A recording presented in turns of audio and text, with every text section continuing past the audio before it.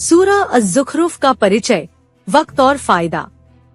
ये सूरह मक्का के उस दौर में नाजिल हुई जब कुरैश के लोग नबी सल्लल्लाहु अलैहि वसल्लम की दावत का जमकर विरोध कर रहे थे और दुनिया की चमकदमक देखकर हक की आवाज को झुठलाने की कोशिश कर रहे थे।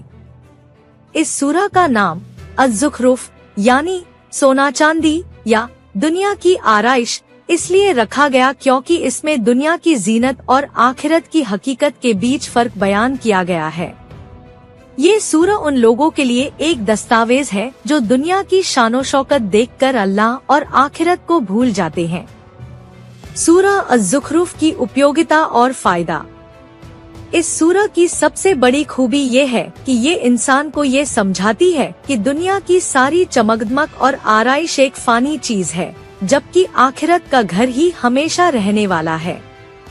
ये सूरह उन लोगों के सवालों का जवाब देती है जो कुरान को इंसान का बनाया हुआ कहते थे और नबी सल्लल्लाहु अलैहि वसल्लम के पैगंबर होने पर शक करते थे।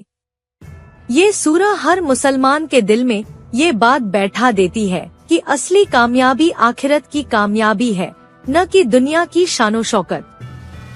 सूरह अज़-ज़ुख़रुफ़ के मुख्य पैगाम और सीख।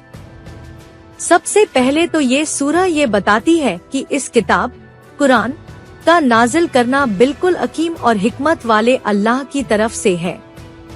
हमने इसे अरबी ज़बान में कुरान बनाकर नाजिल किया ताकि तुम समझ सको।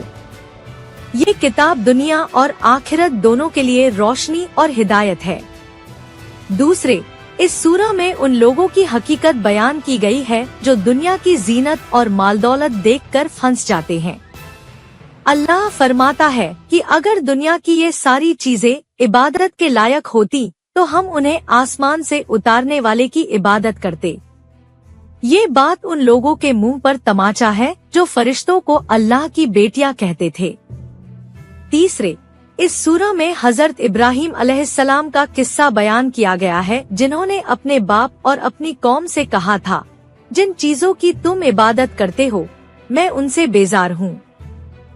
मैं तो उसी की तरफ रुजू करता हूँ जिसने मुझे पैदा किया। ये किस्सा हमें सिखाता है कि इंसान को बाप दादा के गलत रस्मों को छोड़कर सिर्फ अल्लाह की तरफ लौटना चाहिए। चौथे, ये सूरह फिरौन और उसकी कौम की दास्तान बयान करती है जिन्होंने हजरत मूसा अलैहिस्सलाम को झुठलाया था। फिरौन ने अपनी बादशाहत के घमंड में कहा था, मैं ही तुम्हारा सबसे बड़ा रब हूँ, लेकिन अल्लाह ने उसकी सारी शानो शौकत को तबाह कर दिया। ये किस्सा हमें सिखाता है कि दुनिया की कोई भी ताकत अल्लाह के आगे टिक नहीं सकती। पांचवें, इस सूरह में हजरत ईसा अलैहिस्सलाम का जिक्र करके ये साफ किया गया है कि वो अल्लाह के बंदे और उसके रसूल थे, उसके बेटे नहीं। जिस दिन अल्लाह उनसे पूछेगा, क्या तुमने लोगों से कहा था कि मुझे और मेरी माँ को अल्लाह के सिवा दो माबूद बना लो, तो वो जवाब देंगे, तू पाक है, मेरे लिए ये जायज नहीं था कि मैं वो कहूँ जिसका मुझे कोई हक नहीं। छठे, ये सूरह कयामत के दिन का एक बहुत ही डरावना मंजार पेश करती है। जो लोग दुनिया में अल्लाह को मानने से इनकार करते हैं वो जहन्नम में झोंक दिए जाएंगे।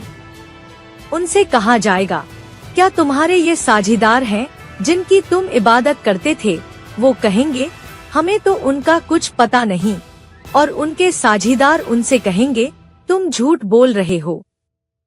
आखिर में ये सूरह हमें यही सिखाती है कि इंसान को चाहिए कि वो अपने रब की तरफ लौटे, दुनिया की चमकदमक में न फंसे और आखिरत के लिए तैयारी करे।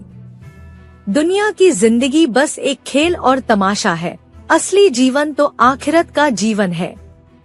जो लोग अल्लाह की बात मानते हैं और नेक अमल करते हैं उनके लिए जन्नत के बाग तैयार हैं, जहां वो हमेशा रहेंगे। ये सूरह हमें यही याद दिलाती है कि दुनिया की जीनत एक फानी चीज है, जबकि आखिरत का घर ही हमेशा रहने वाला है।